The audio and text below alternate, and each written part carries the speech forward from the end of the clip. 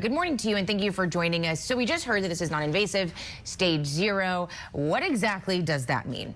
Stage 0 is something that we call DCIS, ductal carcinoma in situ. It really just means that the cancer cells are located in one place, they haven't spread, they haven't moved, and we have an excellent chance of removing that and preventing the occurrence of cancer.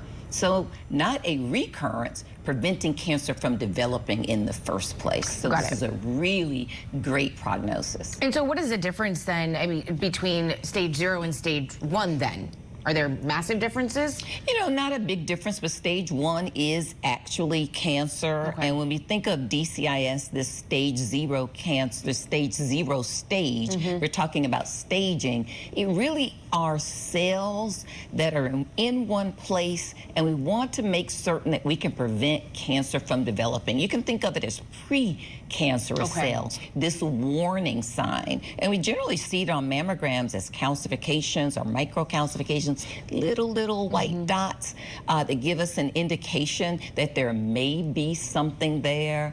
And what's really important is that, you know, cancer generally takes about 5 or 10 years to develop it. So to catch it this early before it actually becomes something is really, you know, really what we strive for, this prevention medicine. Right, and so Danielle said that the only reason why she caught this was because of her routine mammogram. I mean, and like you said, it could take years to develop, and if you catch it at the right time, then it's great. But if you don't, it's one of those things too, those mammogram appointments are it's so easy to put off. That's right. Especially during the pandemic. I'm sure we've talked about this on the show where people put that off. So how important is it to stay up to date on screenings like that in particular? Alex, a really great point. When we look in the 1970s, this type of staging, stage 0 cancer and breast cancer, only about 5.8 per 100,000 people ever got diagnosed with it. We come all the way to 2024, it's almost 35 to 40 people per 100,000. Wow. So does that mean that it has increased in prevalence? No, we've gotten better at catching it because during that time,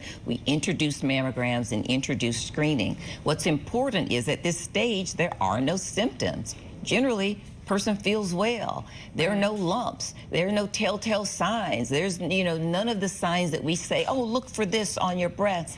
It's completely asymptomatic. So it's actually good that it's caught early. And it's one of the reasons that we're moving the screening age of mammograms down lower and lower and lower. In fact, the Society of Radiology for Breast Imaging really now recommends women start at the age of 40 and have mammograms every year thereafter. There is such a mental component to this, you know, because it is such a heavy, nerve-wracking thing. You say, okay, I'm going in for a mammogram. Like you said, it could be asymptomatic. Sometimes you may not even know.